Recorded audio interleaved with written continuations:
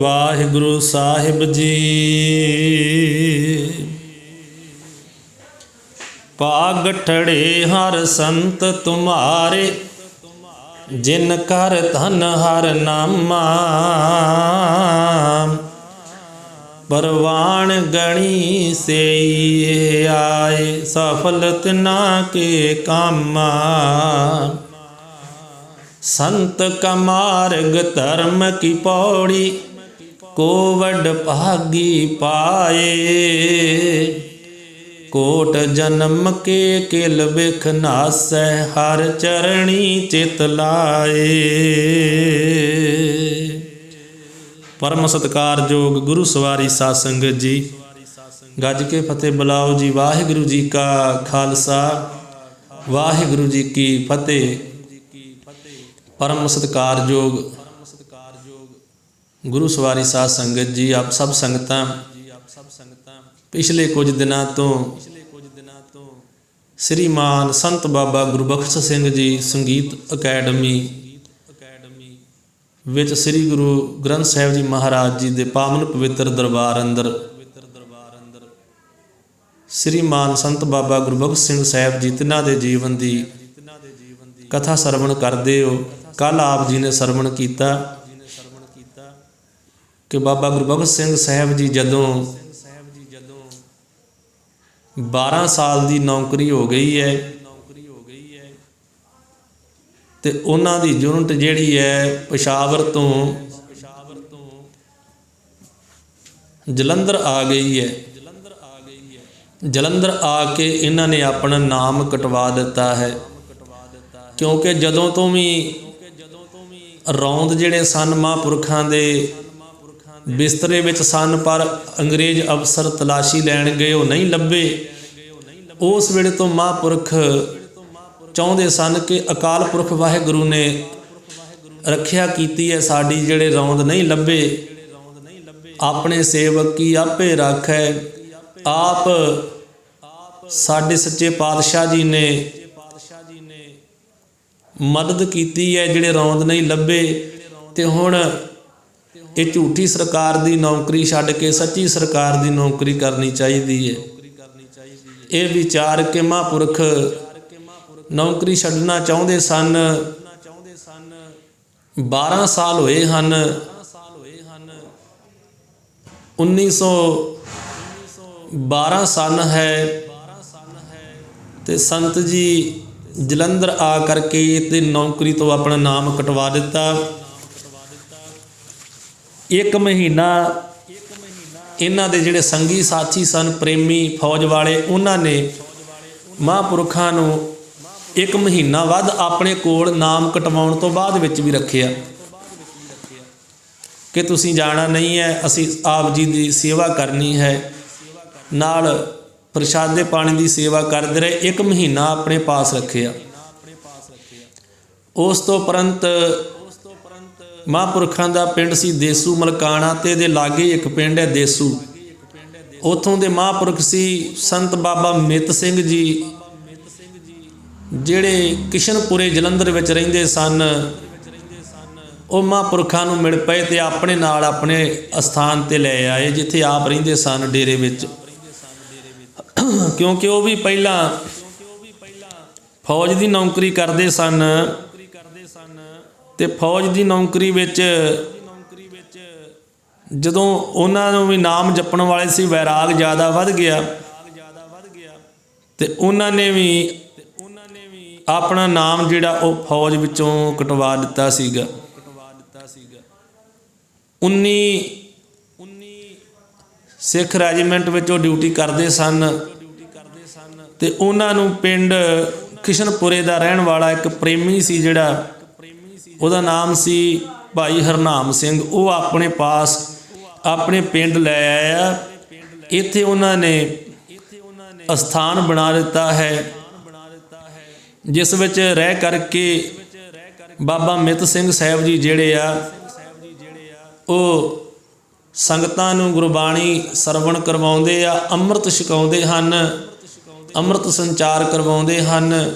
संगतां नूं प्रेर के गुरु वाले बनाउंदे आ। लागे लागे बड़ा प्रेम बन गया सारे। ਤੇ ਬੜੇ ਨਿਤਨੇਮੀ ਸਨ। ਤੇ ਉੱਥੇ ਮਹਾਂਪੁਰਖ ਜਦੋਂ ਇਹਨਾਂ ਦੇ ਪਾਸ ਚਲੇ ਗਏ ਤੇ ਉਹ ਵੀ ਬੜੀ ਬੰਦਗੀ ਵਾਲੇ ਸੀਗੇ। ਰਾਤ ਨੂੰ 2 ਵਜੇ ਉੱਠ ਕੇ ਇਸ਼ਨਾਨ ਪਾਣੀ ਕਰਕੇ ਫਿਰ ਸਿਮਰਨ ਕਰਨਾ, ਨਿਤਨੇਮ ਕਰਨਾ, ਮਹਾਰਾਜ ਜੀ ਦੇ ਪ੍ਰਕਾਸ਼ ਉਪਰੰਤ ਨਿਤਨੇਮ ਦੀ ਬਾਣੀਆਂ ਪੜ੍ਹ ਕੇ ਫਿਰ ਉਹਨਾਂ ਨੇ ਸਿਮਰਨ ਕਰਨ ਲੱਗ ਜਾਣਾ। ਤੇ 12 ਵਜੇ ਤੱਕ ਉਹਨਾਂ ਨੇ ਆਪਣੀ ਜਿਹੜੀ ਕੁਟੀਆ ਬਣਾਈ ਉਹਦੇ ਵਿੱਚ ਸਿਮਰਨ ਕਰਦਿਆਂ ਰਹਿਣਾ। ਕਿਸੇ ਨਾਲ ਬਾਹਰ ਆ ਕੇ ਮਿਲਣਾ ਜੁਲਣਾ ਨਹੀਂ, ਨਾ ਗੱਲ ਹੀ ਕਰਨੀ ਹੈ। ਤੇ ਜਦੋਂ ਬਾਬਾ ਗੁਰਬਖਸ਼ ਸਿੰਘ ਸਾਹਿਬ ਜੀ ਵੀ ਉਹਨਾਂ ਪਾਸ ਚਲੇ ਗਏ ਤੇ ਬੰਦਗੀ ਵਾਲੇ ਨੂੰ ਬੰਦਗੀ ਵਾਲੇ ਮਿਲ ਗਏ ਤੇ ਬੜੇ ਖੁਸ਼ ਹਨ ਇੱਥੇ ਰਹਿ ਕੇ। ਫੌਜ ਵਿੱਚ ਮਨ ਜਿਹੜਾ ਏ ਉਪਰਾਮ ਰਹਿੰਦਾ ਹੈ, ਵੈਰਾਗੀ ਰਹਿੰਦਾ ਹੈ। ਤੇ ਨਾਲੇ ਮਹਾਂਪੁਰਖਾਂ ਨੇ ਅਰਦਾਸ ਕੀਤੀ ਸੀ ਵੀ ਅਸੀਂ 10 ਸਾਲ ਆਪਣੇ ਮਾਤਾ ਪਿਤਾ ਦੀ ਆਗਿਆ ਅਨੁਸਾਰ ਰਹਿ ਕੇ ਸੇਵਾ ਕਰਾਂਗੇ। ਜਦੋਂ 30 ਸਾਲਾਂ ਦੇ ਹੋ ਗਏ ਨਾ, 20 ਸਾਲਾਂ ਦੇ ਸੰਥਿਆ ਕਰਕੇ ਗੁਰਬਾਣੀ ਪੜ੍ਹ ਕੇ ਗਏ ਸਨ ਪਿੰਡ ਘੜਿਆਲ ਤੋਂ ਬਾਬੇ ਗੇਂਦਾ ਸਿੰਘ ਜੀ ਪਾਸੋਂ। ਤੇ ਉਹਨਾਂ ਕਿਹਾ ਸੀ ਵੀ 30 ਸਾਲ ਦੇ ਹੋ ਕੇ ਅਸੀਂ ਆ ਜਾਵਾਂਗੇ। ਹੁਣ 32 ਸਾਲ ਦੇ ਹੋ ਗਏ ਹਨ ਤੇ ਸੰਨ 1912 ਹੈ। ਤੇ ਮਹਾਂਪੁਰਖ ਬਾਬਾ ਮਿੱਤ ਸਿੰਘ ਜੀ ਦੇ ਕੋਲ ਆ ਕੇ ਜਦੋਂ ਰਹਿੰਦੇ ਬੜੇ ਖੁਸ਼ ਹਨ ਕਿ ਬੰਦਗੀ ਵਾਲੇ ਰੂਹ ਮਿਲ ਗਈ ਹੈ। ਦੋਵੇਂ ਪ੍ਰੇਮੀ ਤੇ ਬਾਬਾ ਜੀ ਅੰਦਰ ਬੰਦਗੀ ਕਰਦੇ ਤੇ ਬਾਬਾ ਗੁਰਬਖਸ਼ ਸਿੰਘ ਜੀ 12 ਵਜੇ ਤੱਕ ਬਾਹਰ ਬੈਠਦੇ ਸਨ। ਕਈ ਵਾਰ ਉਹਨਾਂ ਦੇ ਕਮਰੇ ਦੇ ਬਾਹਰ ਜਦੋਂ ਇਹਨਾਂ ਦੀ ਡਿਊਟੀ ਲੱਗਣੀ ਤੇ ਬਾਬਾ ਗੁਰਬਖਸ਼ ਸਿੰਘ ਜੀ ਮਹਾਂਪੁਰਖਾਂ ਨੇ ਇੱਕ ਉਹਨਾਂ ਮਹਾਂਪੁਰਖਾਂ ਦਾ ਕੌਤਕ ਦੱਸਿਆ ਵੀ ਉਹ ਬਹੁਤੇ ਵਿਦਿਆ ਤੇ ਨਹੀਂ ਸੀ ਪੜ੍ਹੇ, ਪਰ ਜਪੀ ਤਪੀ ਤੇ ਸੂਰਬੀਰ ਬੜੇ ਸਨ। ਉਹਨਾਂ ਦੀ ਸੂਰਬੀਰ ਬਹਾਦਰੀ ਬਾਬਾ ਗੁਰਬਖਸ਼ ਸਿੰਘ ਸਾਹਿਬ ਜੀ ਨੇ ਆਪ ਲਿਖਵਾਈ ਹੈ ਕਿ ਲਾਗੇ ਪਿੰਡ ਇੱਕ ਖੋਜਗੀਪੁਰ ਸਰਾਲਾ, ਜਲੰਧਰ ਦੇ ਲਾਗੇ, ਕਿਸ਼ਨਪੁਰੇ ਦੇ ਲਾਗੇ ਹੀ ਸੀਗਾ। ਤੇ ਉੱਥੋਂ ਦਾ ਇੱਕ ਖੱਤਰੀ ਹੈ ਜਿਹਦਾ ਨਾਮ ਸੀ ਹੇਮਾ। ਤੇ ਹੇਮਾ ਖੱਤਰੀ ਜਿਹੜਾ ਹੈ ਉਹਦੀ ਜਿਹੜੀ ਘਰ ਵਾਲੀ ਹੈ ਉਹਦਾ ਨਾਮ ਰਾਮਦਈ ਹੈ ਤੇ ਪੁੱਤਰ ਦਾ ਨਾਮ ਸੀ ਨਿਕਾਰਾਮ, ਲੜਕੀ ਦਾ ਨਾਮ ਹੈ ਲਾਜੋ। ਜਿਹੜੀ ਛੋਟੀ ਜੀ ਉਹਨਾਂ ਨੇ ਵਿਆਹ ਦਿੱਤੀ ਹੈ ਤੇ ਥੋੜੇ ਸਮੇਂ ਦੇ ਵਿੱਚ ਹੀ ਉਹਦਾ ਘਰ ਵਾਲਾ ਜਿਹੜਾ ਸੀ ਉਹ ਮਰ ਗਿਆ। ਉਹ ਵਿਚਾਰੀ ਬਾਲਕ ਉਮਰ ਵਿੱਚ ਹੀ ਵਿਦਿਆ ਹੋ ਗਈ। ਜਦੋਂ ਜਵਾਨੀ ਵਿੱਚ ਆਈ ਤਾਂ ਭਿਵਚਾਰਨ ਹੋ ਗਈ ਹੈ। ਤੇ ਪਿੰਡ ਦੇ ਹੀ ਇੱਕ ਮੁਸਲਮਾਨ ਜਿਹਦਾ ਨਾਮ ਉਮਰਦੀਨ ਹੈ, ਉਹ ਨੰਬਰਦਾਰ ਸੀ, ਉੱਥੋਂ ਦਾ ਚੌਧਰੀ ਸੀ। ਪਹਿਲਾਂ ਤੇ ਉਹਦੇ ਨਾਲ ਪ੍ਰੀਤ ਲੱਗੀ ਹੈ ਤੇ ਕੁਝ ਸਮੇਂ ਬਾਅਦ ਆਪ ਹੀ ਉਹਨੂੰ ਕਹਿਣ ਲੱਗੀ ਵੀ ਤੂੰ ਮੇਰੇ ਨਾਲ ਨਿਕਾਹ ਹੀ ਕਰਾ ਲੈ, ਮੈਨੂੰ ਮੁਸਲਮਾਨਣੀ ਬਣਾ ਲੈ। ਉਹ ਵੀ ਮੰਨ ਗਿਆ ਤੇ ਉਹਨੇ ਢੰਡੋਰਾ ਪਟਾ ਦਿੱਤਾ, ਸਾਰੇ ਪੀਪਾ ਮਰਵਾ ਦਿੱਤਾ ਕਿ ਮੈਂ ਲਾਜੋ ਨਾਲ ਨਿਕਾਹ ਕਰਾਉਣ ਲੱਗਾ, ਉਹਨੂੰ ਮੁਸਲਮਾਨੀ ਬਣਾ ਕੇ ਜੇ ਕਿਸੇ ਨੇ ਡੱਕਣਾ ਤੇ ਡੱਕ ਸਕਦਾ। ਬਾਅਦ ਵਿੱਚ ਨਾ ਕੋਈ ਆਖੇ ਕਿ ਮੈਨੂੰ ਪਤਾ ਨਹੀਂ ਲੱਗਿਆ। ਤੇ ਉਹ ਜਲੰਧਰ ਜਿਹੜੀ ਵੱਡੀ ਮਸਜਿਦ ਹੈ ਉੱਥੇ ਲੈ ਗਿਆ ਹੈ, ਮਹੱਲਾ ਕਾਜ਼ੀਆਂ ਉੱਥੇ ਲਿਆ ਕਰਕੇ ਤਿਆਰੀਆਂ ਹੋਣ ਲੱਗੀਆਂ ਹਨ। ਜਦੋਂ ਤਿਆਰੀਆਂ ਹੋਣ ਲੱਗੀਆਂ ਤੇ ਇਧਰ ਲਾਜੋ ਦੇ ਪਿਤਾ ਨੂੰ ਪਤਾ ਲੱਗਾ। ਉਹਨੇ ਕਈਆਂ ਆਲੇ ਦੁਆਲੇ ਆਪਣੇ ਪ੍ਰੇਮੀਆਂ ਨੂੰ ਪੁੱਛਿਆ, ਕੋਈ ਵੀ ਨਾਂ ਨਹੀਂ ਲੈਂਦਾ ਵੀ ਮੈਂ ਤੇਰੀ ਮਦਦ ਕਰੂੰਗਾ। ਉਧਰੋਂ 5-6 ਹਜ਼ਾਰ ਜਿਹੜੇ ਮੁੰਡੇ ਸੀ ਮੁਗਲਾਂ ਨੇ ਭਾਲੇ ਹੋਏ ਆ, ਜਿਹੜੇ ਇਸ ਕਰਕੇ ਭਾਲੇ ਮਸਜਿਦ ਦੇ ਬਾਹਰ ਕਿ ਜੇ ਕੋਈ ਅੰਦਰ ਆਵੇ ਤੇ ਉਹਨੂੰ ਵੱਢ ਟੁੱਕ ਸਕੀਏ। ਅੰਦਰ ਕੋਈ ਵਿਆਹ ਵਿੱਚ ਰੁਕਾਵਟ ਪਾਉਣ ਨਾ ਆਵੇ। ਅੰਦਰ ਮੁੱਲਾ ਮਨਾਲੇ ਬੈਠੇ ਹੋਏ ਮੰਜਿਆਂ ਦੇ ਉੱਤੇ, ਤਖਤ ਪੋਸ਼ਾਂ ਤੇ ਕੁਰਾਨ ਦੀਆਂ ਕੋਈ ਐਤਾਂ ਪੜ੍ਹਦਾ ਏ, ਕਿਤੇ ਮਾਸ ਰਿੱਝ ਰਿਹਾ ਏ, ਕਿਤੇ ਚਾਵਲ ਬਣ ਰਹੇ ਹਨ। ਇੱਧਰ ਜਿਹੜਾ ਹੇਮਾ ਖੱਤਰੀ ਹੈ ਉਹਨੂੰ ਵਿਚਾਰੇ ਨੂੰ ਮੁਸੀਬਤ ਪਈ ਹੈ ਵੀ ਮੇਰੀ ਲੜਕੀ ਮੁਸਲਮਾਨ ਨਾਲ ਨਿਕਾਹ ਕਰਾਉਣ ਲੱਗੀ ਹੈ। ਹੁਣ ਉਹ ਜਦੋਂ ਕਿਤੇ ਨਾ ਵਾਹ ਗਈ, ਉਹ ਸੰਤਾਂ ਦੇ ਡੇਰੇ ਕਿਸ਼ਨਪੁਰੇ ਆ ਗਿਆ। ਸੰਤ ਜੀ ਬੰਦਗੀ ਕਰਦੇ ਸੀ, ਦਿਨ ਦੇ ਵੱਜੇ ਹਨ 10। ਉਹਨੇ ਆ ਦਰਵਾਜ਼ਾ ਖੜਕਾਇਆ, ਬਾਬਾ ਗੁਰਬਖਸ਼ ਸਿੰਘ ਸਾਹਿਬ ਜੀ ਨੂੰ ਡੱਕਦੇ ਆ ਵੀ ਨਾ ਭਾਈ, ਸੰਤ ਜੀ 12 ਵਜੇ ਤੋਂ ਪਹਿਲਾਂ ਕਦੀ ਨਹੀਂ ਬਾਹਰ ਆਉਂਦੇ, ਨਾ ਕਿਸੇ ਦੀ ਗੱਲ ਸੁਣਦੇ ਹਨ। ਕਹਿੰਦੇ ਹੇਮਾ ਉੱਚੀ ਉੱਚੀ ਰੋਇਆ, ਉੱਚੀ ਉੱਚੀ ਪੁਕਾਰਿਆ ਹੈ ਦਰਵਾਜ਼ੇ ਨੂੰ ਖੜਕਾ ਕੇ। ਤੇ ਇਹਦੀਆਂ ਕੂਕਾਂ ਸੁਣ ਕੇ ਮਹਾਂਪੁਰਖ ਅੰਦਰੋਂ ਉੱਠ ਕੇ ਬਾਹਰ ਆ ਗਏ ਹਨ। ਆ ਕੇ ਕਹਿੰਦੇ ਕੀ ਗੱਲ ਹੈ ਭਾਈ? ਇਹਨੇ ਦੱਸੀ ਸਾਰੀ ਗੱਲ ਵੀ ਆਹ ਗੱਲ ਹੈ। ਤੁਸੀਂ ਕਿਰਪਾ ਕਰ ਸਕਦੇ ਹੋ। ਤੇ ਮਹਾਂਪੁਰਖ ਕਹਿਣ ਲੱਗੇ ਠੀਕ ਹੈ। ਮਹਾਂਪੁਰਖ ਉਸੇ ਵੇਲੇ ਉਹ ਪਿੰਡ ਦੇ ਵਿੱਚ ਲਾਗੇ ਜਾ ਕੇ ਉਹਨਾਂ ਨੇ ਆਵਾਜ਼ ਦਿੱਤੀ ਹੈ ਵੀ ਅੱਗੇ ਤੇ ਤੁਸੀਂ ਆਂਦੇ ਹੁੰਦੇ ਹੋ ਵੀ ਜੇ ਅਸੀਂ ਉਸ ਸਮੇਂ 'ਤੇ ਹੁੰਦੇ ਤੇ ਆਹ ਕਰ ਦਿੰਦੇ, ਪਿਛਲੇ ਪੁਰਾਣਿਆਂ ਜੰਗਾਂ ਦੇ ਵਿੱਚ ਆਹ ਕੁਝ ਕਰ ਦਿੰਦੇ। ਅੱਜ ਗਰੀਬ ਨਾਲ ਧੱਕਾ ਹੋ ਰਿਹਾ ਹੈ ਤੇ ਵੰਗਾਰਿਆ ਵੀ ਆਓ ਮੇਰੇ ਨਾਲ ਚੱਲੋ, ਮੈਂ ਅੱਗੇ ਲਾ ਕੇ ਚੱਲਾਂਗਾ ਤੇ ਵਿਆਹ ਨੂੰ ਰੋਕੀਏ। ਪਿੰਡ ਵਿੱਚੋਂ ਕੋਈ ਨਾ ਆਇਆ, ਸਭ ਸੁਣ ਕੇ ਚੁੱਪ ਰਹੇ। ਕੋਈ ਜਾ ਕੇ ਮੁਗਲਾਂ ਦੇ ਨਾਲ ਲੜਨ ਨੂੰ ਤਿਆਰ ਨਹੀਂ ਹੈ। ਸੋ ਇਹਨੇ ਚਿਰ ਨੂੰ ਇੱਕ ਪਿੰਡ ਜੱਫੜ ਦਾ ਸਰਦਾਰ ਲਾਭ ਸਿੰਘ ਸੀ, ਉਹ ਉੱਥੇ ਬੈਠਾ ਸੀ ਮਹਾਂਪੁਰਖਾਂ ਦੇ ਡੇਰੇ ਵਿੱਚ ਹੀ। ਉਹਦੇ ਜੋਸ਼ ਨੇ ਉਛਾਲਾ ਖਾਧਾ। ਉਹ ਕਹਿਣ ਲੱਗਾ ਵੀ ਮੈਂ ਸਰੀਰ ਕਰਕੇ ਤੇ ਭਾਵੇਂ ਬਿਰਧਿਆਂ, ਉਮਰ ਉਹਦੀ ਵੱਡੀ ਸੀ ਥੋੜ੍ਹੀ ਜੀ, ਕਹਿੰਦੇ ਉਮਰ ਕਰਕੇ ਭਾਵੇਂ ਮੈਂ ਬਿਰਧਿਆਂ, ਪਰ ਵੇਖਿਓ ਮੈਂ ਆਪ ਜੀ ਦੇ ਨਾਲ ਜਾਵਾਂਗਾ, ਮੈਂ ਲੜਾਂਗਾ ਜਾ ਕੇ ਜਿੱਥੇ ਵੀ ਕਹੋਗੇ। ਫਿਰ ਮਹਾਂਪੁਰਖਾਂ ਨੇ ਉਹਨੂੰ ਨਾਲ ਲਿਆ ਏ ਤੇ ਕੇਸੀ ਇਸ਼ਨਾਨ ਕਰਕੇ ਫਿਰ ਸਤਿਗੁਰੂ ਸ੍ਰੀ ਗੁਰੂ ਗ੍ਰੰਥ ਸਾਹਿਬ ਜੀ ਮਹਾਰਾਜ ਦੀ ਹਜ਼ੂਰੀ ਵਿੱਚ ਗਏ ਹਨ ਤੇ ਜਾ ਕੇ ਅਰਦਾਸਾ ਸੋਧੇ ਆਏ। ਇਹ ਆਪ ਜੀ ਨੇ ਕੱਲ੍ਹ ਸਰਵਣ ਇੱਥੋਂ ਤੱਕ ਕੀਤਾ ਸੀ। ਅੱਗੇ ਹੁਣ ਸਰਵਣ ਕਰੋ। ਅਰਦਾਸਾ ਸੋਧਿਆ ਸਤਿਗੁਰੂ ਸ੍ਰੀ ਗੁਰੂ ਗ੍ਰੰਥ ਸਾਹਿਬ ਜੀ ਮਹਾਰਾਜ ਦੀ ਤਾਬਿਆ ਜਾ ਕਰਕੇ, ਮਹਾਰਾਜ ਜੀ ਦੇ ਸਨਮੁਖ ਖਲੋ ਕਰਕੇ ਤੇ ਹੱਥ ਜੋੜ ਕੇ ਅਰਦਾਸਾ ਕੀਤਾ ਕਿ ਸੱਚੇ ਪਾਤਸ਼ਾਹ ਜੀ ਕਿਰਪਾ ਕਰਿਓ, ਮਿਹਰ ਕਰਿਓ, ਜਾਂ ਤੇ ਮੈਂ ਉਸ ਲੜਕੀ ਲਾਜੋ ਨੂੰ ਬਚਾ ਕੇ ਨਾਲ ਲੈ ਕੇ ਆਵਾਂ, ਨਹੀਂ ਤੇ ਅਸੀਂ ਉੱਥੋਂ ਖਾਲੀ ਨਾ ਆਈਏ, ਉੱਥੇ ਹੀ ਚੜ੍ਹਾਈ ਕਰ ਜਾਈਏ, ਸ਼ਹੀਦੀ ਪਾ ਜਾਈਏ, ਵਾਪਸ ਨਾ ਆਈਏ। ਦੋ ਗੱਲਾਂ ਮਹਾਰਾਜ ਜੀ ਕਿਰਪਾ ਕਰਿਓ ਅਰਦਾਸ ਕੀਤੀ ਹੈ ਕਿ ਜਾਂ ਤੇ ਇਹ ਹੇਮੇ ਦੀ ਲੜਕੀ ਲਾਜੋ ਨੂੰ ਅਸੀਂ ਲੈ ਕੇ ਆਈਏ, ਖਾਲੀ ਨਾ ਆਈਏ, ਤੇ ਜਾਂ ਮਹਾਰਾਜ ਫਿਰ ਉੱਥੇ ਹੀ ਰਹਿ ਜਾਈਏ, ਅਸੀਂ ਚੜ੍ਹਾਈ ਉੱਥੇ ਕਰੀਏ, ਸ਼ਹੀਦੀ ਪ੍ਰਾਪਤ ਕਰੀਏ। ਇਹ ਸਰਦਾਰ ਲਾਭ ਸਿੰਘ ਜੀ ਨੂੰ ਲੈ ਕੇ ਤੇ ਇਹ ਨਾਲ ਬਾਬਾ ਮਿੱਤ ਸਿੰਘ ਜੀ ਤੁਰੇ। ਬਹਾਦਰੀ ਦੀ ਗੱਲ ਦੱਸਦੇ ਬਾਬਾ ਗੁਰਬਖਸ਼ ਸਿੰਘ ਸਾਹਿਬ ਜੀ ਕਿ ਉਹ ਜਿਨ੍ਹਾਂ ਸੰਤਾਂ ਕੋ ਅਸੀਂ ਕਈ ਸਾਲ ਰਹੇ ਹਾਂ, ਉਹ ਬੜੇ ਮਹਾਨ ਤਪਸਵੀ ਸਨ। ਜਿਨ੍ਹਾਂ ਕੋਲ ਤਕਰੀਬਨ 12-13 ਸਾਲ ਰਹੇ, ਉਹ ਮਹਾਨ ਤਪਸਵੀ ਸਨ, ਉਹ ਯੋਧੇ ਸਨ, ਸੂਰਮੇ ਸਨ। ਤੇ ਮਹਾਂਪੁਰਖ ਕਹਿੰਦੇ ਵੀ ਅਸੀਂ ਕਿਹਾ ਵੀ ਅਸੀਂ ਵੀ ਤੁਹਾਡੇ ਨਾਲ ਚੱਲਦੇ। ਬਾਬਾ ਗੁਰਬਖਸ਼ ਸਿੰਘ ਜੀ ਕਹਿੰਦੇ ਅਸੀਂ ਕਿਹਾ ਅਸੀਂ ਤੁਹਾਡੇ ਨਾਲ ਜਾਣਾ ਹੈ ਮਹਾਂਪੁਰਖੋ, ਅਸੀਂ ਤੁਹਾਡੇ ਨਾਲ ਜਾਂਦੇ ਹਾਂ। ਤੇ ਗਾੜੀਆਂ ਬਾਬੇ ਮਿੱਤ ਸਿੰਘ ਜੀ ਨੇ ਕਿਹਾ ਨਹੀਂ ਸੰਤ ਜੀ, ਜੇ ਅਸੀਂ ਉੱਥੇ ਸ਼ਹੀਦੀ ਪ੍ਰਾਪਤ ਕਰ ਗਏ, ਪਿਛੇ ਇਹ ਅਸਥਾਨ ਦੀ ਸੇਵਾ ਤੁਸੀਂ ਕਰੋਗੇ। ਇਸ ਅਸਥਾਨ ਦੀ ਸੇਵਾ ਕਿਹਨੇ ਕਰਨੀ ਹੈ? ਇਹ ਤੁਸਾਂ ਕਰਨੀ ਹੈ, ਤੁਹਾਡੇ ਜ਼ਿੰਮੇ ਹੈ, ਇਸ ਕਰਕੇ ਤੁਸੀਂ ਇੱਥੇ ਰਹੋ। ਤੇ ਬਾਬਾ ਗੁਰਬਖਸ਼ ਸਿੰਘ ਸਾਹਿਬ ਜੀ ਨੂੰ ਨਾਲ ਨਹੀਂ ਖੜਿਆ।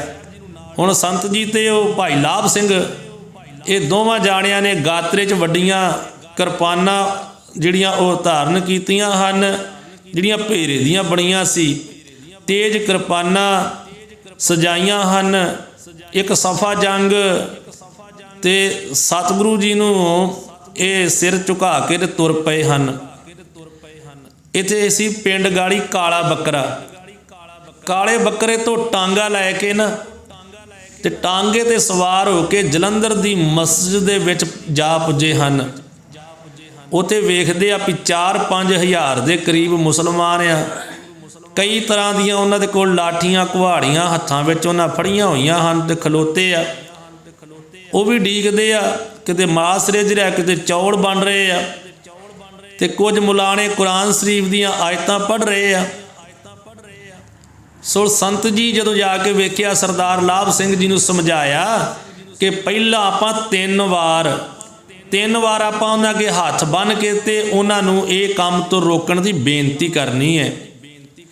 ਉਹਨਾਂ ਨੂੰ ਕਹਿਣਾ ਵੀ ਰੁਕੋ, ਇਹ ਕੰਮ ਨਾ ਕਰੋ। 3 ਵਾਰੀ ਤੇ ਕਰਨੀ ਬੇਨਤੀ। ਜੇ ਤੇ ਮੰਨ ਗਏ ਤੇ ਚੰਗਾ ਹੈ, ਨਾ ਮੰਨੇ ਤੇ ਫਿਰ ਇੱਦਾਂ ਵਾ ਵੀ ਪਿੱਛੇ ਪਰਤ ਕੇ ਨਹੀਂ ਉਹ ਵੇਖਣਾ ਵੀ ਪਿੱਛੇ ਜਾਣਾ, ਆਪਾਂ ਪਿਛਾਂਹ ਵੱਲ ਨਹੀਂ ਵੇਖਣਾ।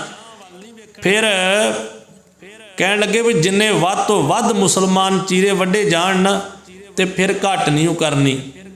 ਫਿਰ ਇਹ ਵੇਖੀ ਵੀ ਉੱਥੇ ਆਪਾਂ ਵੀ ਆਪਣੇ ਪ੍ਰਾਣ ਉੱਥੇ ਹੀ ਦੇਣੇ। ਜਿੰਨੇ ਵੀ ਆਪਣੇ ਕੋਲ ਮਾਰੇ ਗਏ, ਮਾਰ ਕੇ ਤੇ ਫਿਰ ਆਪਾਂ ਆਪਣੇ ਉੱਥੇ ਪ੍ਰਾਣ ਦੇਣੇ, ਆਪਾਂ ਵੀ ਇੱਥੇ ਸ਼ਹੀਦੀ ਪ੍ਰਾਪਤ ਕਰਾਂਗੇ। ਸੋ ਇਹ ਸਲਾਹ ਕਰ ਲਈ ਵੀ ਮੇਰੇ ਵੱਲ ਨਾ ਵੇਖੀ, ਫਿਰ ਸ਼ੁਰੂ ਕਰ ਦਵੀਂ ਜਦੋਂ ਜੇ ਨਾ ਮੰਨੇ ਤੇ। ਹੁਣ ਮਸਜਿਦ ਦੇ ਵਿੱਚ ਜਾ ਕੇ ਨੇੜੇ ਟਾਂਗਾ ਰੋਕ ਦਿੱਤਾ ਹੈ, ਬਾਹਰ ਖੜਾ ਕਰਕੇ ਮਸਜਿਦ ਦੇ ਤੇ ਅੱਗੇ ਬੜੀ ਭੀੜ ਹੈ, 4-5 ਹਜ਼ਾਰ ਮੁਸਲਮਾਨ ਖਲੋਤੇ ਹਨ। ਉਹਨਾਂ ਦੇ ਵਿੱਚੋਂ ਦੀ ਚੱਲਦੇ ਹੋਏ ਅੰਦਰ ਲੰਘੇ ਹਨ।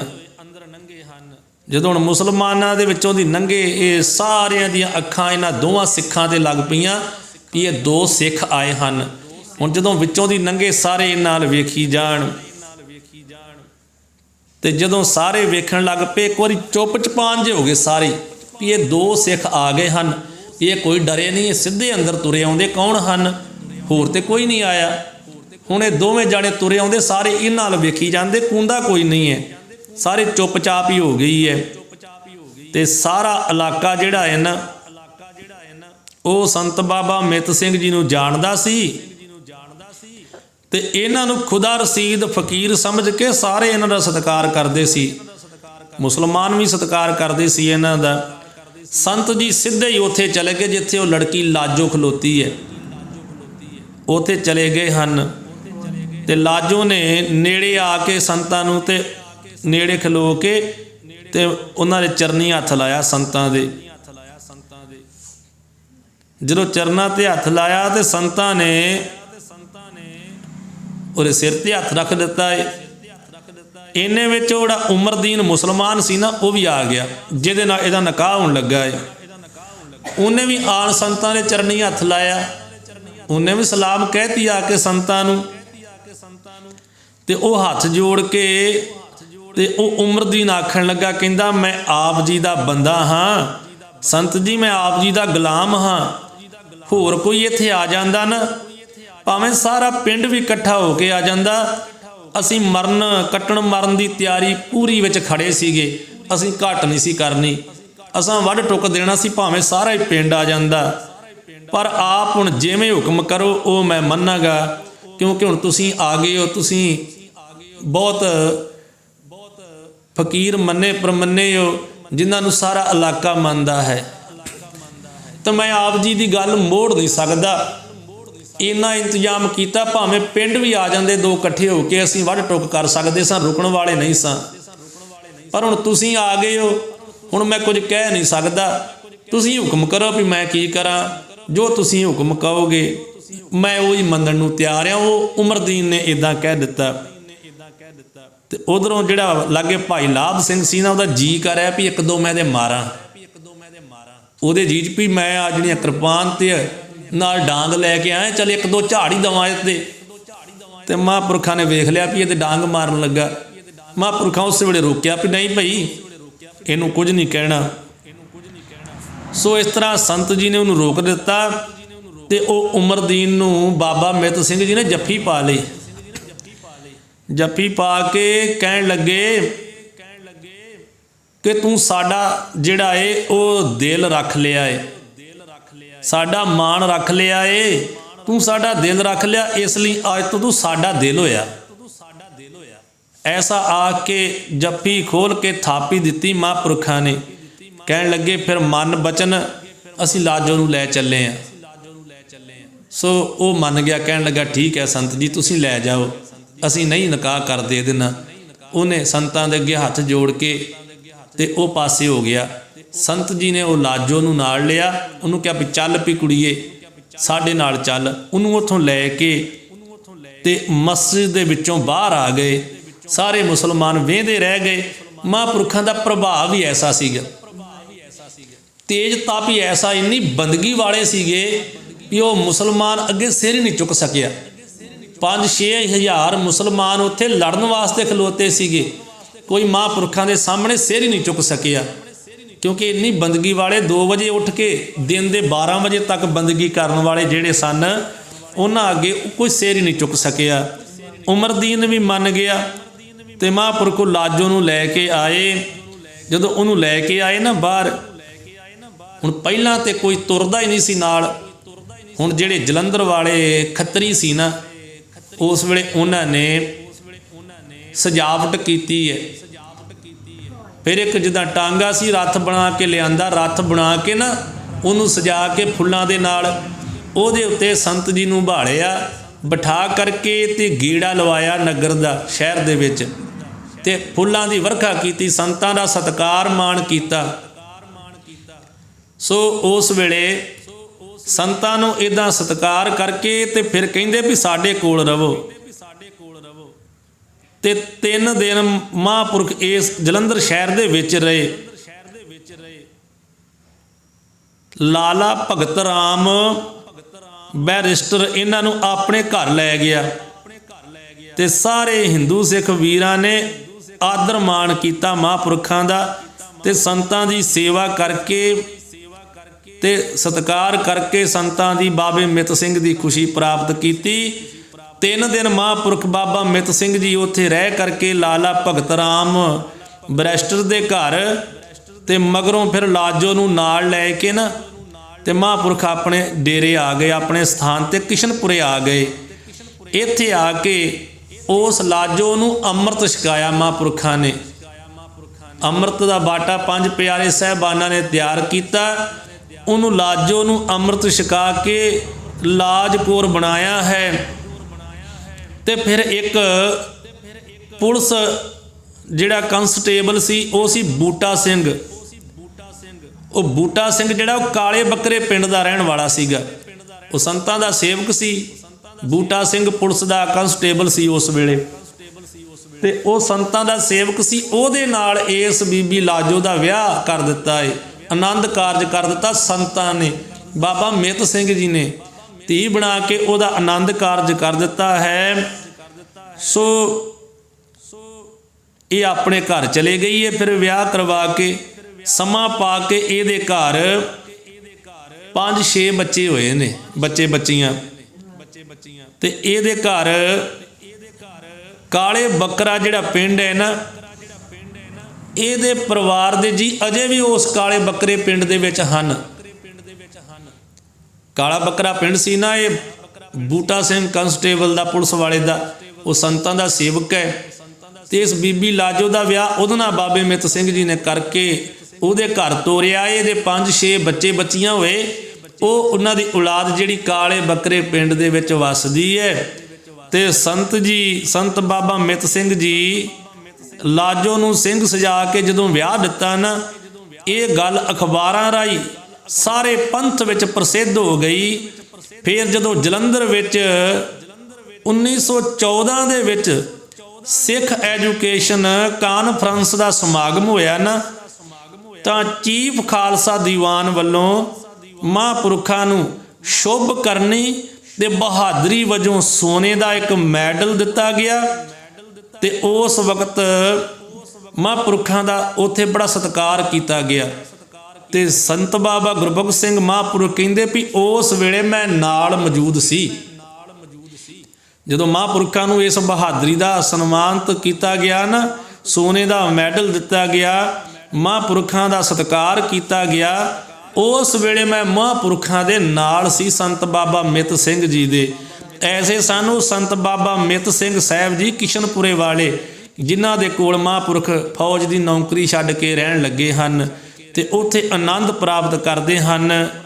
ਸੋ ਇਹਨਾਂ ਦਿਨਾਂ ਦੇ ਵਿੱਚ ਸੰਤ ਬਾਬਾ ਮਿੱਤ ਸਿੰਘ ਜੀ ਜਿਹੜੇ ਹਨ, ਜਦੋਂ ਉਹਨਾਂ ਦੇ ਕੋਲ ਬਾਬਾ ਗੁਰਬਖਸ਼ ਸਿੰਘ ਜੀ ਰਹਿੰਦੇ ਸੀ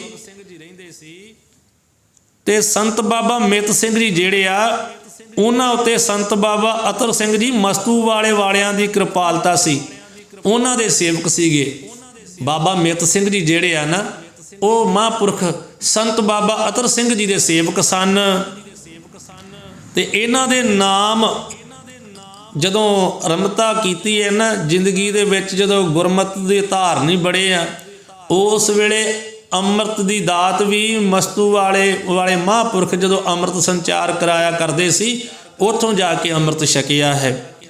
ਅੰਮ੍ਰਿਤ ਵੀ ਉੱਥੋਂ ਛਕਿਆ ਤੇ ਮਹਾਂਪੁਰਖਾਂ ਦੇ ਕੋਲੋਂ ਸਿੱਖਿਆ ਪ੍ਰਾਪਤ ਕਰਕੇ ਤੇ ਸੰਤ ਬਾਬਾ ਮਿੱਤ ਸਿੰਘ ਜੀ ਇੱਥੇ ਨਾਮ ਬਾਣੀ ਦਾ ਪ੍ਰਵਾਹ ਚਲਾ ਰਹੇ ਸਨ। ਸੋ ਸੰਤ ਬਾਬਾ ਅਤਰ ਸਿੰਘ ਜੀ, ਇਹਨਾਂ ਨੂੰ ਵੀ ਬੰਦਗੀ ਦੇ ਸ਼ੌਕੀਨ ਤੇ ਨਾਮ ਰਸੀਏ ਜਾਣਦੇ ਹੋਏ 2-2 ਮਹੀਨੇ ਇਹਨਾਂ ਕੋਲ ਰਹਿ ਜਾਂਦੇ ਸੀਗੇ। ਮਹਾਂਪੁਰਖ ਬਾਬਾ ਅਤਰ ਸਿੰਘ ਜੀ ਬਾਬਾ ਮਿੱਤ ਸਿੰਘ ਜੀ ਨੂੰ ਨਾਮ ਰਸੀਏ, ਬੰਦਗੀ ਦੇ ਪ੍ਰੇਮੀ ਜਾਣ ਕੇ, ਰੱਬ ਦੇ ਨਾਮ ਵਾਲੇ ਜਾਣ ਕੇ ਇਹਨਾਂ ਦੇ ਕੋਲ 2-2 ਮਹੀਨੇ ਇੱਥੇ ਰਿਹਾ ਕਰਦੇ ਸੀ ਆ ਕੇ ਕਿਸ਼ਨਪੁਰੇ। ਇਹਨਾਂ ਦੇ ਪਾਸ ਹੀ ਆ ਕੇ ਆਪਣਾ ਨਿਵਾਸ ਰੱਖਦੇ ਸੀਗੇ। ਤੇ ਆਲੇ ਦੁਆਲੇ ਦੇ ਪਿੰਡਾਂ ਦੀ ਜਿਹੜੀ ਸੰਗਤ ਹੈ ਉਹਨਾਂ ਨੂੰ ਅੰਮ੍ਰਿਤਧਾਰੀ ਖਾਲਸਾ ਸਜਾ ਕੇ ਕਿਰਤਾਰਥ ਕਰਦੇ ਹੁੰਦੇ ਸੀਗੇ। ਮਹਾਂਪੁਰਖ ਬਾਬਾ ਅਤਰ ਸਿੰਘ ਜੀ ਇਹ ਅੰਮ੍ਰਿਤ ਸੰਚਾਰ ਕਰਾਉਂਦੇ ਸੀ। ਪਿੰਡੀ ਜਿੱਥੇ ਪ੍ਰਚਾਰ ਕਰਦੇ ਆ ਉੱਥੇ ਨਾਲ ਹੀ ਅੰਮ੍ਰਿਤ ਦਾ ਬਾਟਾ ਤਿਆਰ ਹੁੰਦਾ ਹੈ। 5 ਪਿਆਰੇ ਸਾਹਿਬਾਨ ਅੰਮ੍ਰਿਤ ਛਕਾਉਂਦੇ ਆ। ਤੇ ਸੰਤ ਬਾਬਾ ਗੁਰਬਖਸ਼ ਸਿੰਘ ਸਾਹਿਬ ਜੀ ਹੁਣ ਇੱਥੇ ਕਿਸ਼ਨਪੁਰੇ ਹੁੰਦਿਆਂ ਹੀ ਸੰਤ ਬਾਬਾ ਅਤਰ ਸਿੰਘ ਜੀ ਸੁਤੇ ਸੇਧੀ ਇੱਕ ਵਾਰੀ ਭਾਵ ਵੀ ਦੱਸਣ ਤੋਂ ਬਗੈਰ ਹੀ ਸਿੱਧੇ ਹੀ ਆ ਗਏ। ਸੁਤੇ ਸੇਧੀ ਚੁੱਪ ਚਪੀਤੇ ਹੀ ਆ ਗਏ, ਦੱਸਿਆ ਨਹੀਂ ਕਿਸੇ ਨੂੰ। ਤੇ ਜਦੋਂ ਸੰਤ ਬਾਬਾ ਅਤਰ ਸਿੰਘ ਜੀ ਆਏ ਨਾ ਤੇ ਸੰਤ ਬਾਬਾ ਮਿੱਤ ਸਿੰਘ ਜੀ ਉਸ ਵੇਲੇ ਪਿੰਡ ਨਿਆੜੇ ਜ਼ਿਲ੍ਹਾ ਹੁਸ਼ਿਆਰਪੁਰ ਦੇ ਵਿੱਚ ਉੱਥੇ ਗਏ ਹੋਏ ਸਨ। ਤੇ ਜਦੋਂ ਸੰਤ ਬਾਬਾ ਅਤਰ ਸਿੰਘ ਜੀ ਆਏ ਬਾਬਾ ਗੁਰਬਖਸ਼ ਸਿੰਘ ਸਾਹਿਬ ਜੀ ਅੱਗੇ ਸਨ। ਇਹਨਾਂ ਨੇ ਆਉਂਦਿਆਂ ਦੀ ਸੇਵਾ ਕੀਤੀ ਹੈ। ਉਸੇ ਵੇਲੇ ਸੁਨੇਹਾ ਭੇਜਿਆ ਏ ਤੇ ਸੁਨੇਹਾ ਮਿਲਦਿਆਂ ਹੀ ਬਾਬਾ ਮਿੱਤ ਸਿੰਘ ਜੀ ਉਸੇ ਵੇਲੇ ਆਪਣੇ ਸਥਾਨ ਤੇ ਵਾਪਸ ਆ ਗਏ ਹਨ ਤੇ ਦਰਸ਼ਨ ਕਰਕੇ ਬੜੀ ਖੁਸ਼ੀ ਅਨੁਭਵ ਕੀਤੀ ਹੈ। ਤੇ ਕਈ ਦਿਨ ਰਹਿ ਕੇ ਸੰਤ ਬਾਬਾ ਅਤਰ ਸਿੰਘ ਜੀ ਇੱਥੇ ਸ਼ਬਦ ਕੀਰਤਨ ਰਾਹੀਂ ਸੰਗਤਾਂ ਨੂੰ ਨਿਹਾਲ ਕੀਤਾ। ਤੇ ਸੰਤ ਜੀ ਦੇ ਜਥੇ ਵਿੱਚ ਸੰਤ ਬਾਬਾ ਅਤਰ ਸਿੰਘ ਜੀ ਦੇ ਜਥੇ ਵਿੱਚ ਉਸ ਵੇਲੇ ਇੱਕ ਸੰਤ ਬਾਬਾ ਅਤਰ ਸਿੰਘ ਜੀ ਆਪ, ਦੂਜੇ ਸੰਤ ਕਲਿਆਣ ਸਿੰਘ ਜੀ, ਤੀਜੇ ਗਿਆਨੀ ਕਰਮ ਸਿੰਘ ਜੀ, ਚੌਥੇ ਸੰਤ ਹਰੀ ਸਿੰਘ ਜੀ ਪੋਠੋਹਾਰੀ। ਇਹ 4 ਸਰੀਰ ਉਦੋਂ ਮਹਾਂਪੁਰਖਾਂ ਦੇ ਨਾਲ ਸੀ। ਤੇ ਪੰਜਵੇਂ ਸੀ ਸੰਤ ਬਾਬਾ ਮਿੱਤ ਸਿੰਘ ਜੀ। ਜਦੋਂ ਇਕੱਠੇ ਬੈਠ ਜਾਂਦੇ ਆ ਨਾ ਉਸ ਵੇਲੇ ਜਦੋਂ ਇਕੱਠਿਆਂ ਨੇ ਪੰਜਾਂ ਨੇ ਬੈਠ ਕਰਕੇ ਤੇ ਕੀਰਤਨ ਕਰਨਾ, ਪ੍ਰਚਾਰ ਕਰਨਾ, ਉਦੋਂ ਪੰਚ ਪ੍ਰਵਾਨ ਦੇਵਤੇ ਹੀ ਦਿਸਦੇ ਸੀਗੇ। ਸੰਤ ਬਾਬਾ ਅਤਰ ਸਿੰਘ ਜੀ ਮਹਾਂਪੁਰਖ ਬੰਦਗੀ ਵਾਲੇ, ਸੰਤ ਬਾਬਾ ਕਲਿਆਣ ਸਿੰਘ ਜੀ ਬੰਦਗੀ ਵਾਲੇ, ਗਿਆਨੀ ਕਰਮ ਸਿੰਘ ਜੀ ਬੰਦਗੀ ਵਾਲੇ, ਸੰਤ ਹਰੀ ਸਿੰਘ ਪੋਠੋਹਾਰੀ ਬੰਦਗੀ ਵਾਲੇ, ਸੰਤ ਬਾਬਾ ਮਿੱਤ ਸਿੰਘ ਜੀ ਬੰਦਗੀ ਵਾਲੇ। ਪੰਜੇ ਹੀ ਬੈਠ ਕੇ ਜਦੋਂ ਇਹ ਕੀਰਤਨ ਕਰਦੇ, ਗੁਰਬਾਣੀ ਪੜ੍ਹਦੇ, ਉਦੋਂ ਬੜੀ ਉੱਚੀ ਆਵਾਜ਼ ਵਿੱਚ ਕੀਰਤਨ ਕਰਦੇ ਸੀ। ਜੋ ਸੰਤ ਬਾਬਾ ਅਤਰ ਸਿੰਘ ਜੀ ਸੀ ਨਾ ਉਹਨਾਂ ਵੀ ਜਦੋਂ ਕੀਰਤਨ ਕਰਨਾ ਉਹਨਾਂ ਦੀ ਆਵਾਜ਼ ਬੜੀ ਉੱਚੀ ਸੀ। ਸਪੀਕਰੋਂ ਬਗੈਰ ਹੀ ਬਹੁਤ ਆਵਾਜ਼ ਸੀ ਉਹਨਾਂ ਦੀ। ਬੜੀ ਉੱਚੀ ਸੁਰ ਦੇ ਵਿੱਚ ਕੀਰਤਨ ਕਰਦੇ ਸਨ। ਉੱਚੀ ਆਵਾਜ਼ ਵਿੱਚ ਕੀਰਤਨ ਕਰਨਾ ਤੇ ਇਹਨਾਂ ਨਾਲ ਸੰਤਾਂ ਬਾਕੀਆਂ ਨੇ ਬਹਿਣਾ 4 ਜਾਣਿਆਂ ਨੇ। ਤੇ ਜਦੋਂ ਬਹਿਣਾ ਬਾਬਾ ਕਲਿਆਣ ਸਿੰਘ ਜਿਹੜੇ ਸੀ ਨਾ ਸੰਤ ਕਲਿਆਣ ਸਿੰਘ ਉਹਨਾਂ ਦੀ ਆਵਾਜ਼ ਵੀ ਬਹੁਤ ਸੁੰਦਰ ਤੇ ਸੁਰੀਲੀ ਸੀ ਤੇ ਉੱਚੀ ਵੀ ਬੜੀ ਸੀ। ਉਹਨਾਂ ਦੀ ਮਹਾਂਪੁਰਖਾਂ ਦੇ ਨਾਲ ਰਹਿ ਕੇ ਨਾ ਉਹਨਾਂ ਦੀ ਆਵਾਜ਼ ਵੀ ਬੜੀ ਉੱਚੀ ਹੋ ਗਈ। ਉਹ ਵੀ ਬੜਾ ਉੱਚੀ ਕੀਰਤਨ ਕਰਦੇ ਸਨ ਜਿਹੜਾ ਬਹੁਤ ਦੂਰ ਦੂਰ ਤੱਕ ਸੁਣਾਈ ਦਿੰਦਾ ਸੀਗਾ। ਸੋ ਇਸ ਤਰ੍ਹਾਂ ਹੋਇਆ ਕਿ ਸੰਤ ਬਾਬਾ ਗੁਰਬਖਸ਼ ਸਿੰਘ ਸਾਹਿਬ ਜੀ ਇਹ ਕੱਪੜੇ ਧੋਣ ਵਾਸਤੇ ਜਿਹੜਾ ਸੋਢਾ ਸੀ ਨਾ, ਪਹਿਲਾਂ ਸੋਢਾ ਆਉਂਦਾ ਹੁੰਦਾ ਸੀਗਾ, ਉਹ ਸੋਢਾ ਲੈਣ ਸਵਖਤੇ ਹੀ ਚਲੇ ਗਏ ਜਲੰਧਰ। ਤੇ ਜਦੋਂ ਵਾਪਸ ਆਉਂਦੇ ਸੀ ਨਾ ਤੇ 2-2.5 ਮੀਲਾਂ ਵਿੱਚ ਉੱਤੇ ਅਜੇ ਆ ਰਹੇ ਸੀਗੇ। ਅੰਮ੍ਰਿਤ ਵੇਲਾ ਸੀਗਾ। ਪਹਿਲਾਂ ਜਿਹੜੇ ਦੁਕਾਨਦਾਰ ਹੈ ਉਹ ਅੰਮ੍ਰਿਤ ਵੇਲੇ ਸਵਖਤੇ ਹੀ ਦੁਕਾਨਾਂ ਖੋਲ੍ਹ ਦਿਆ ਕਰਦੇ ਸੀਗੇ। 4 ਵਜੇ ਨੂੰ ਦੁਕਾਨਾਂ ਖੋਲ੍ਹ ਦਿਆ ਕਰਦੇ ਸੀ। 4 ਵਜੇ ਆ ਕੇ ਆਪਣੇ ਦੁਕਾਨ ਦੇ ਵੱਟੇ ਤੱਕੜੀ ਉਹ ਧੋ ਦਿੰਦੇ ਸੀਗੇ। ਧੂਫ ਵੱਟੀ ਕਰ ਲੈਣੀ ਉਹਨਾਂ ਨੇ, ਜਿਹੜੇ ਪੁਰਾਣੇ ਦੁਕਾਨਦਾਰ ਸੀ। ਹੁਣ ਵਾਂਗੂ ਨਹੀਂ ਹੈ ਵੀ ਜਦੋਂ 9 ਵਜੇ ਆਪਾਂ ਦੁਕਾਨ ਖੋਲ੍ਹਦੇ ਹਾਂ। ਉਸ ਵੇਲੇ ਅੰਮ੍ਰਿਤ ਵੇਲੇ ਜਿਹੜੇ ਪੁਰਾਣੇ ਸੀ ਨਾ ਲਾਲੇ ਖੱਤਰੀ ਸਨ, ਉਹ ਅੰਮ੍ਰਿਤ ਵੇਲੇ ਦੁਕਾਨ ਖੋਲ੍ਹ ਦਿਆ ਕਰਦੇ ਸੀ। ਇਹ ਵੀ ਸਵਖਤੇ ਹੀ ਤੁਰ ਪਏ ਵੀ ਅੰਮ੍ਰਿਤ ਵੇਲੇ ਲੈ ਆਈਏ, ਦਿਨੇ ਕੰਮ ਵੀ ਕਰਨਾ, ਸੇਵਾ ਵੀ ਕਰਨੀ ਹੈ। ਇਸ ਵਕਤ ਹੀ ਚਲੇ ਗਏ। ਜਾ ਕੇ ਸੋਢਾ ਲਿਆ, ਕੱਪੜੇ ਧੋਣ ਵਾਸਤੇ ਲਿਆਉਣਾ ਸੀ, ਲੈ ਕੇ ਆ ਰਹੇ ਆ। ਅਜੇ 2-2.5 ਮੀਲ ਤੇ ਸੀਗੇ। ਅੰਮ੍ਰਿਤ ਵੇਲਾ ਏ। ਅੰਮ੍ਰਿਤ ਵੇਲੇ ਭਿੰਨੀ ਭਿੰਨੀ ਤੇ ਮਿੱਠੀ ਹਵਾ ਜਿਹੜੀ ਹੈ ਉਹ ਚੱਲ ਰਹੀ। ਉਹਦੇ ਰਾਹੀਂ ਹਵਾ ਦੇ ਨਾਲ ਇੱਕ ਢੋਲਕੀ ਦੀ ਆਵਾਜ਼ ਆਉਂਦੀ ਹੈ, ਢੋਲਕ ਦੀ, ਤੇ ਕੀਰਤਨ ਦੀ ਆਵਾਜ਼ ਆ ਰਹੀ ਹੈ। ਉਹਨਾਂ ਨੇ ਸੁਣੀ, ਥੋੜਾ ਹੋਰ ਅੱਗੇ ਚੱਲੇ। ਜਦੋਂ ਥੋੜਾ ਅੱਗੇ ਪਹਿਲਾਂ ਆਈ ਨਾ ਆਵਾਜ਼, ਥੋੜਾ ਹੋਰ ਅੱਗੇ ਹੋਏ ਤੇ ਸਪਸ਼ਟ ਸੁਣਨ ਲੱਗ ਪਈ। ਜਦੋਂ ਸਪਸ਼ਟ ਕੀਰਤਨ ਦੀ ਆਵਾਜ਼ ਧੁਨੀ ਸੁਣਾਈ ਦੇਣ ਲੱਗੀ ਤੇ ਉਸ ਵੇਲੇ ਸ਼ਬਦ ਪੜ੍ਹ ਰਹੇ ਸੀਗੇ ਬਾਬਾ ਅਤਰ ਸਿੰਘ ਸਾਹਿਬ ਜੀ। ਫਰੀਦਾ ਗਲੀਏ ਚਿੱਕੜ ਦੂਰ ਘਰ, ਨਾਲ ਪਿਆਰੇ ਨੇਹੋ, ਚੱਲਾਂ ਤਾਂ ਭਿੱਜੈ ਕੰਬਲੀ, ਰਾਹਾਂ ਤਾਂ ਟੁੱਟੈ ਨੇਹੋ, ਭਿੱਜੋ ਸਿੱਜੋ ਕੰਬਲੀ, ਅੱਲੇ ਵਰਸੋ ਮੇਹੋ, ਜਾਏ ਮਿਲਾਤਨ ਸੱਜਣਾ, ਟੁੱਟੋ ਨਾਹੀ ਨੇਹੋ। ਇਹ ਸ਼ਬਦ ਪੜ੍ਹ ਰਹੇ ਸੀਗੇ, ਜਾਏ ਮਿਲਾਤਨ ਸੱਜਣਾ, ਟੁੱਟੋ ਨਾਹੀ ਨੇਹੋ। ਜਦੋਂ ਇਹ ਪੜ੍ਹ ਰਹੇ ਸੀ ਨਾ ਸ਼ਬਦ, ਤੇ ਸੰਤ ਬਾਬਾ ਗੁਰਬਖਸ਼ ਸਿੰਘ ਸਾਹਿਬ ਜੀ ਸੋਢਾ ਲੈ ਕੇ ਸਵਖਤੇ ਹੀ ਵਾਪਸ ਡੇਰੇ ਆਏ। ਜਦੋਂ ਇਹ ਸ਼ਬਦ ਸੁਣ ਰਹੇ ਸੀ ਨਾ, ਇਹ ਸ਼ਬਦ ਸੁਣਦਿਆਂ ਮਨ ਸ਼ਬਦ ਸੁਣ ਕੇ ਬਾਬਾ ਅਤਰ ਸਿੰਘ ਜੀ ਦੇ ਸਦਾ ਵਾਸਤੇ ਹੋ ਗਏ। ਪਹਿਲਾਂ ਵੀ ਕਦੇ ਮਿਲੇ ਹੋਣਗੇ ਜ਼ਿੰਦਗੀ ਦੇ ਵਿੱਚ ਸ਼ਾਇਦ, ਨਹੀਂ ਤੇ ਉਹ ਜਿੱਦਣ ਦੇ ਆਏ 1-2 ਦਿਨ ਦਰਸ਼ਨ ਉਹਨਾਂ ਦੇ ਕੀਤੇ ਆ ਨਾ, ਪਰ ਜਿੱਦਣ ਅੰਮ੍ਰਿਤ ਵੇਲੇ ਆਵਾਜ਼ ਸੁਣੀ ਹੈ ਨਾ, ਅੰਮ੍ਰਿਤ ਵੇਲੇ ਮਿੱਠੀ ਆਵਾਜ਼, 5 ਸੰਤ ਬੈਠੇ ਕੀਰਤਨ ਕਰ ਰਹੇ ਆ, ਜਿਨ੍ਹਾਂ ਵਿੱਚੋਂ ਉੱਚੀ ਆਵਾਜ਼ ਬਾਬਾ ਅਤਰ ਸਿੰਘ ਸਾਹਿਬ ਜੀ ਸ਼ਬਦ ਪੜ੍ਹਦੇ ਆ, ਗਲੀਏ ਚਿੱਕੜ ਦੂਰ ਘਰ, ਨਾਲ ਪਿਆਰੇ ਨੇਹੋ। ਤੇ ਸ਼ਬਦ ਪੜ੍ਹਦਿਆਂ ਉੱਚੀ ਆਵਾਜ਼ ਵਿੱਚ ਬਾਬਾ ਗੁਰਬਖਸ਼ ਸਿੰਘ ਸਾਹਿਬ ਜੀ ਸੁਣਦੇ ਗਏ। ਉਧਰੋਂ ਬਾਬਾ ਗੁਰਬਖਸ਼ ਸਿੰਘ ਜੀ ਸੋਢਾ ਲੈ ਕੇ ਵਾਪਸ ਡੇਰੇ ਆ ਗਏ।